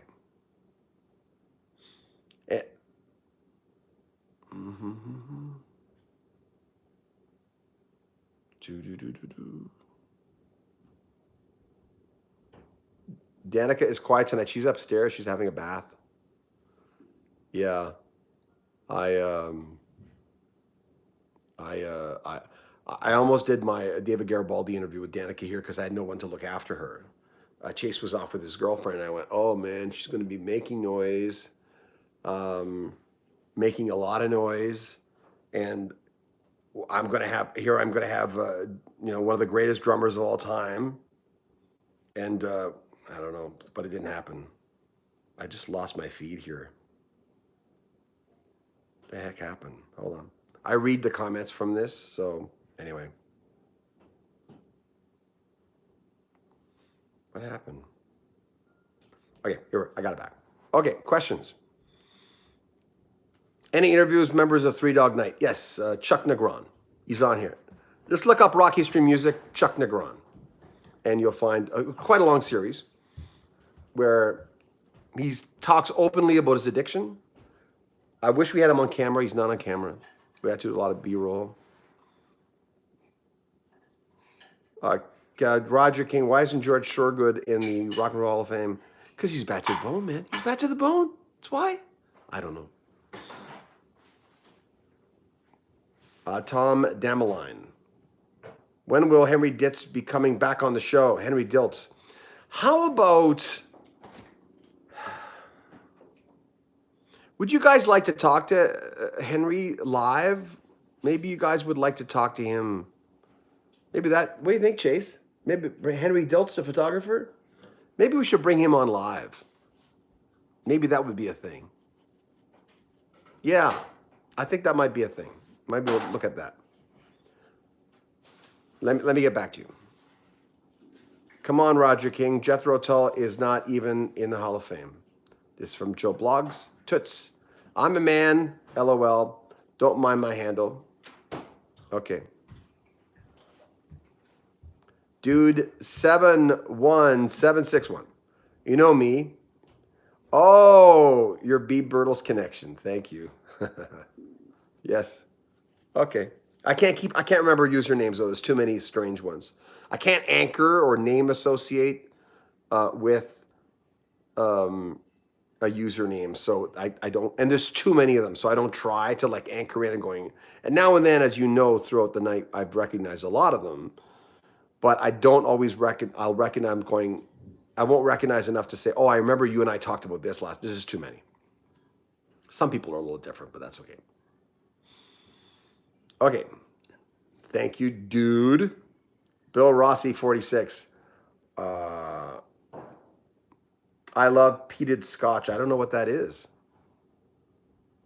Someone once gave me a thing of scotch that was worth $200-300, and it was wasted on me because I drank too fast. So at that point, I started realizing you might want to watch that scotch. Alcohol comes up a lot with musicians when I talk to them. A lot of time.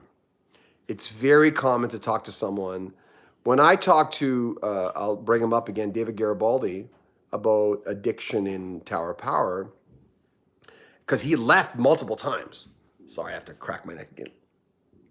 I know that looks weird, but I got in a car accident a few years ago, just before I met Shannon in 96.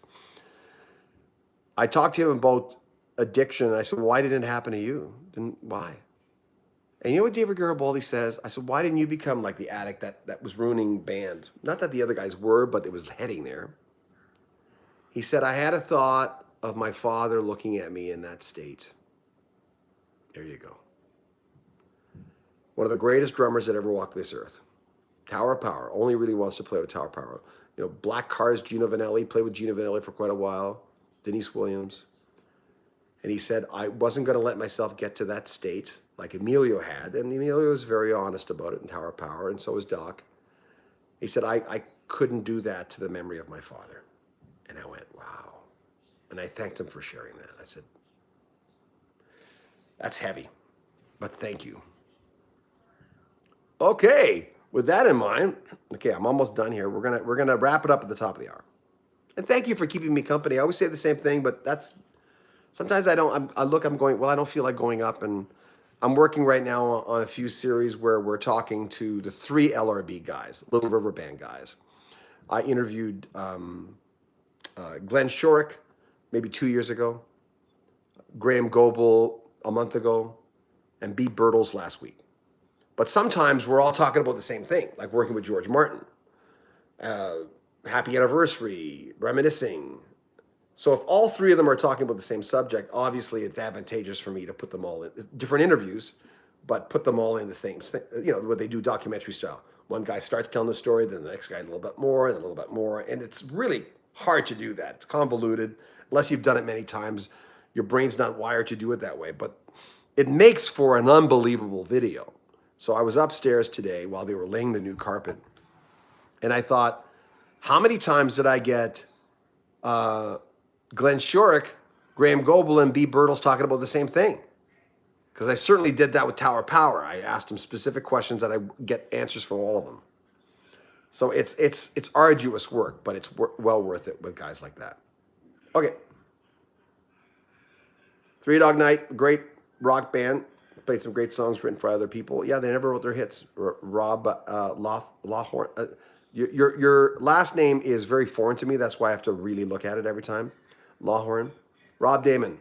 I know, John, I've met a lot of artists with alcohol problems. A lot of them do. Alcohol's easy for a lot of people, right?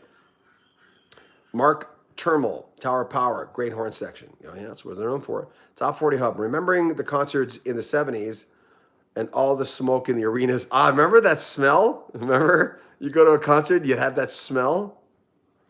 Yeah. Joe Bloggs, Cat Stevens, got in just a few years ago, Woody Blues. I'm trying to contact Yosef Islam, better known as Cat Stevens, but never heard back. Barry Bowman. If anybody knows him, let me know. Michael Jackson History is a good album. Well, yeah, it's sort of a greatest hits. That's from Barry. Floyd the Barber. My first big concert was Little River Band opening for Peter Frampton. No freaking kidding. Wow. First concert. You started big. I'd love to talk to Peter Frampton. I've reached out a few times, nothing back. Doug's Guitar Works. Chicago was a great rock band in the 70s. They certainly were. Jeff Brush. How many of these older guys have quit drinking and how many still drink? Some of them can't do it anymore.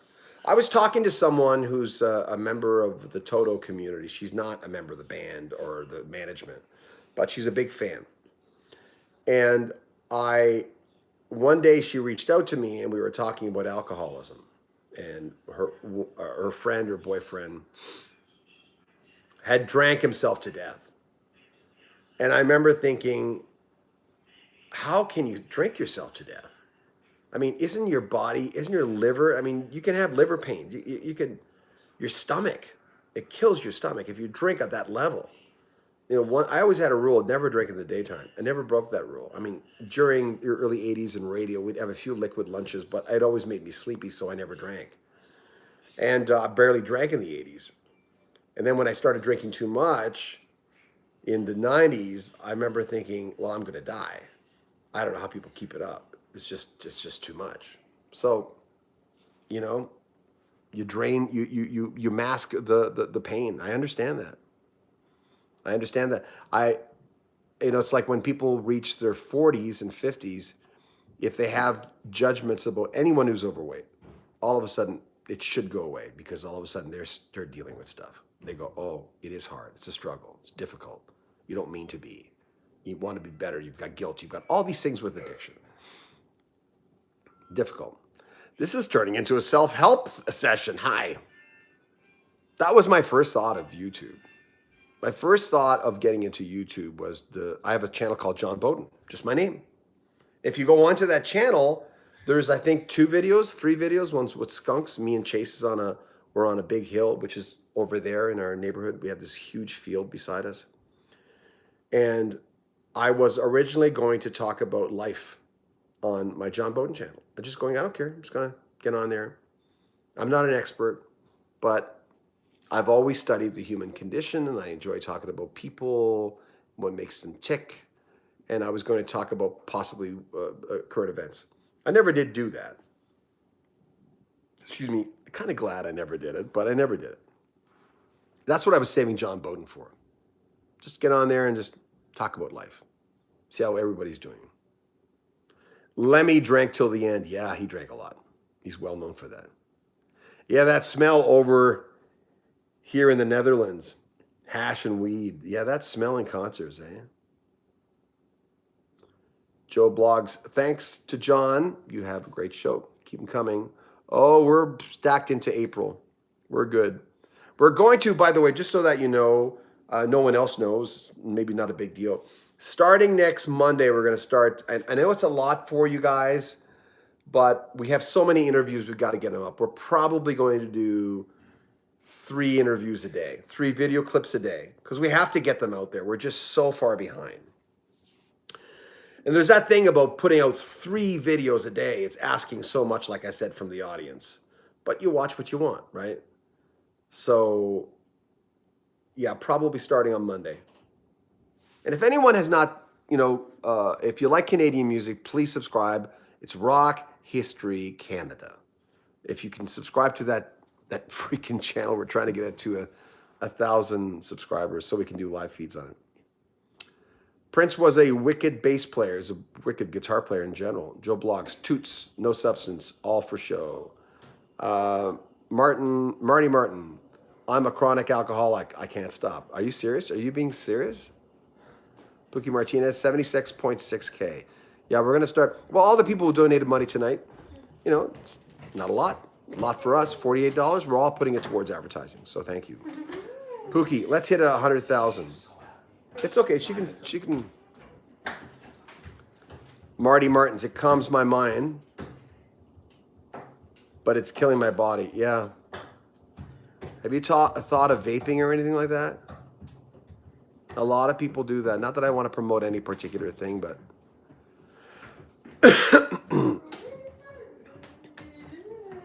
unfortunately that is the dry drunk syndrome, right? You replace one with the other. James Taylor replaced his stuff with exercise. James Taylor exercised, I don't know if he still does it, like a crazy person. But look how he was in such great shape. And people would say, oh, he's a dry drunk. Well, I mean, he's doing exercise. How could that be bad? Being OCD about exercise. So, we're almost done here. We've got a few more minutes. Rob Damon, I remember I was on tour with the Trogs. Wow. Reg Presley started in the morning with beer and whiskey, drinking the whole day, drove the next venue. 20 minutes before he took water and looked sober. Wow. That's crazy. Doug's Guitar Works, Frank Marino, Mahogany Rush version of Johnny Be Good at Midnight Special 78. Amazing video. I don't think I've ever seen it. I'm anonymous. I'm glad you do this rock history channel, John. You're doing a great job. Thank you. I like your logo with the Rolling Stones pulsar lights. Triumph. Yeah, we've interviewed Rick Emmett a few times. We're going to get all three guys coming up next month. Well, I know I'll get Rick because I know Rick, but I was promised all three. Pulsar lights. As far as Canada goes, Triumph was great. And it's a shame they have been it's a shame they have been performing over the years. Yeah, they haven't. Mr. Blonde, I'm only 17. My peers don't know him or any famous musicians. Kimra Henderson, I'm from Kansas, but I did Canada. Thank you very much. That makes you cool. That makes you cool. And we don't all say A. Shannon, do we say A in Canada? Yeah. I do. Yeah, I do. I'm not much though. They're ruining my argument. No, we say Not much, but yeah, sometimes. Come on over and say hi, Chase. Come on. I don't know how I can be. It's just a screen. This is Chase. He edits all our videos. He's a great little drummer. A. He's our amazing editor. Yeah, Yes. Every time I do an interview, Chase will come, and you learn a lot, don't you? I do learn a lot about all the artists that he interviews. So. Okay, who was the artist that when you came down? A few artists that we interviewed, you came down. You said this guy's really cool. Andy Kim. Rock Me Gently, remember? Who's the one keyboardist guy that I really liked a lot? I forgot his name. Tom Brislin. Yeah, he was from really Kansas. very He well loved spoken. Tom Brislin. He's very well spoken. Anyone know Guy. Tom? Let him know. Tom is one of those guys where you just want to hang around with him. Well, you enjoy the Toto guys, Joseph Williams too. No, see, I've lost him already. He's just gone. He's he left. He's in the ether. He's flying around. Okay, almost done here, guys.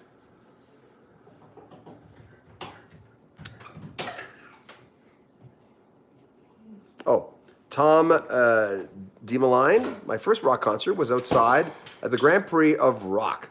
The lineup for Iron Butterfly, Rare Earth, Jim Dandy, and Black Oak, Arkansas, and the Doors tribute band called Moonlight Drive. Wow.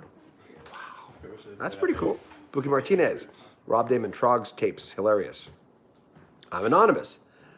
Have a good night, John. Just wanted to say thanks. I'd sub that Canadian rock history right now. Peace, y'all. Thank you. I appreciate it. You know, if you just subscribe to Rock History Canada, it would be good. I sound like I'm begging. Please, we need to get to 10,000. No. Sounds like I've done so many radiothons. Shannon, you guys are just coming down from upstairs now. That's how slow the feed is. I see you guys all coming down.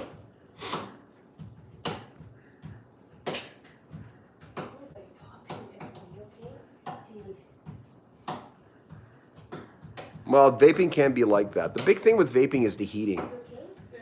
The heating element to it. I don't know that much about it, but a lot of that kind of stuff you got to watch. You know, I know a friend that all she does is eat chocolate because she tried to stop drinking and she would eat little doobie chocolates. So it's the body feeling, man. Man, that's cool. Yeah, vaping can be dangerous. You're right, Rob. You're very, very. Floyd the Barber. Who's the biggest band to come out of Thunder Bay? I used to be heard in Thunder Bay. The Cross Canada Report. My show used to be heard in Thunder Bay. I forget what. Oh God. Hi guys. What do you think about? You're both looking. Classic. We're just getting Danica. Toro Porco. Chase drumming is awesome. There you go. Thanks. I drummed today. He drummed today at Long and McQuaid. He was doing Toto's halftime shuffle on an electric kit. What kit was that? Rolling. I think it's the TD50 now. Yeah, Last it one looks I more think like a was real 20 drum. though. Yeah. Yeah. Anyway, he got a lot of attention. 10 grand. 10 grand. That's too much for us. But if someone wants to give you a free endorsement package, that's great. Yeah, maybe that's nice. Thank you. I appreciate you saying that. So, almost done. Jeff Brush. Brislin was a great interview. Wasn't he a nice man? Yeah. Daniel Kadib. Year 2001, somewhere in the fair in San Francisco, California, Styx was playing No Cell Phone Era yet while recording with my filming camera. A huge security man kicked me out. Oh no. Jeez. Yeah, they used to be really weird. But guys, you can't be talking about that when I'm.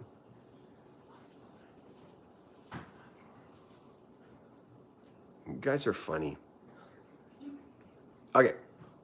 Burton Cummings from the Guess Who partied with Jim Morrison in LA, ended up driving around all night. Jim sat in the back seat with two women. Oh my. Classic. Rob Damon, first concert, The Who, Golden Earring, 69. Wow. This is awesome. Doug's Guitar Works, first concert, the Rolling Stones. Doug's Guitar, sorry, Pookie. John, have you tried interview Billy Cobham? I have not. That'd be a good one. My next one, Vinny, be good. Oh, that'd be amazing. Get Vinny. Roger King, first concert was Yes. Oh, wow. 77. Rob, not begging, just giving us another place to check out. Okay, thank you. Jeff Brush, you should buy him those. Look at that. Jeff says I should buy you that Roland kit. Toro. Need it, though. The Rosanna Shuffle. That's right. He does it. Oh, Rob, thank you very much. Rob donated $20 to us, which was nice. Thank you. Going to advertising. We want to get to 100,000 next few months, and I don't want to wait till we do it organically. I'm going. No, we got to get it out there. It helps us get bigger interviews too.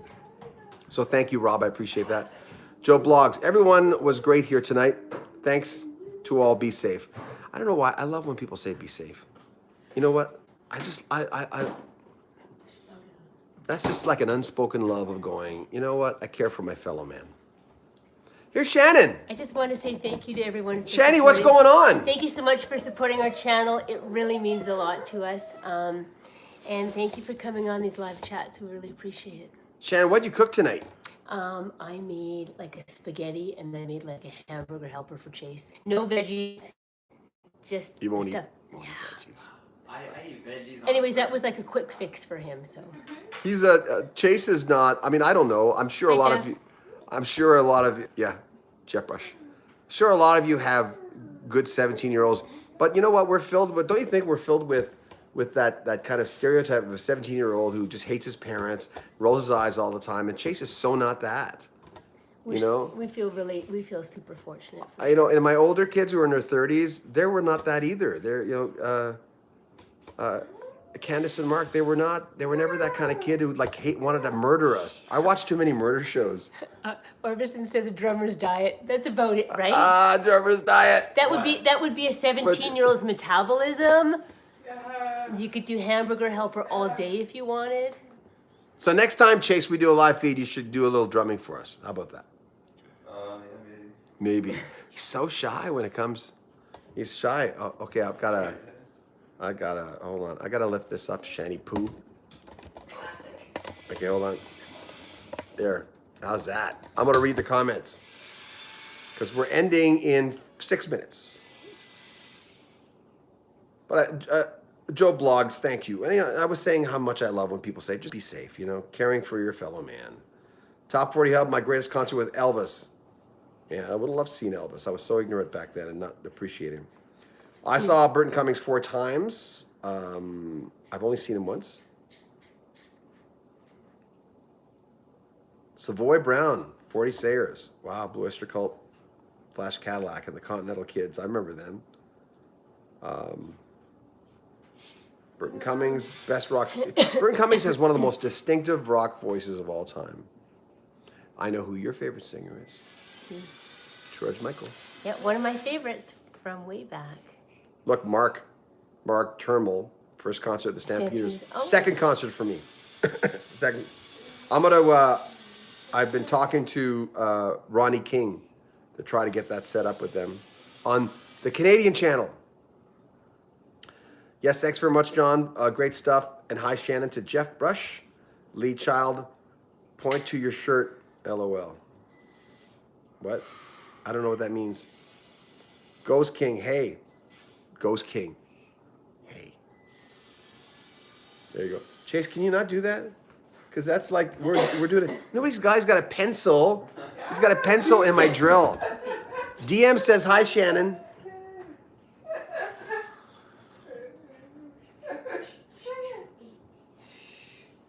Oh, Jeff Brush says, we're lucky too. We have great 22 and 19-year-olds. See, I love hearing that. Roger King, is this a regular Friday night thing? Well, we're not sure. We're inadvertent. We kind of come on here. It's pretty much if, it's kind of a quiet evening here and John feels up to it, so he hops on. I hop on and I tell Shannon, we're going to do a live feed. You're going to come on. She says, no, I can't come on. I have my hair up, or I don't want to come on. And then she hears us. And and like, she- I just want to be a part of it. Yeah. Okay, a few more questions before we let go at the top of the hour. Yes, get Chase the drum for us, Jeff Brush. Yes. Marty Martin. That's a radio name. Hey, 1035, Marty Martin. What? The Pretty Shuffle? Steely Dan. Chase should do the Pretty Shuffle from Steely Dan. Used to do the pretty one. You have a know that one, video. Chase? Do like what, a specific song from Steely Dan? Yeah. Isn't it Home at Last? I think it is. Yeah. Classic. Do you have grandchildren, John? Yes, he does. Yep. He has 5. 5 grandkids. They all think I'm a little weird. No, they don't. They're nice. They're really nice. My late sister's favorite singer was George Michael. Ah, cool. Lee Child. The outro song, of her pointing to your shirt. Yeah. Thank you. I didn't understand. Pulsar Lights. Is winter over in Canada by May? What was temperature today? Well, we don't have the same. That's 14. We're not on the same system as the U.S., so that might. Well, it's Celsius. Pookie, spontaneity, John. Floyd the Barber, John outkicked his courage.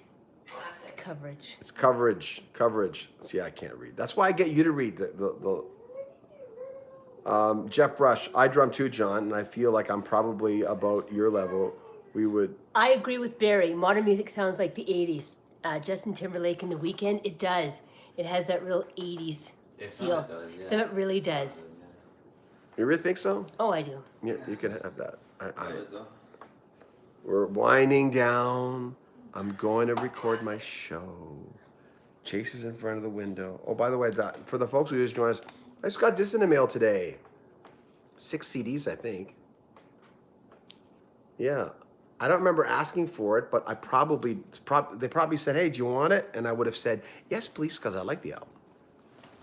You reading some comments there? James Miller, I was talking to my wife yesterday about the live feed and how it was nice with the interaction, a new feel to watching. Thank you. Sometimes I'll go on, there's just like nothing in my head.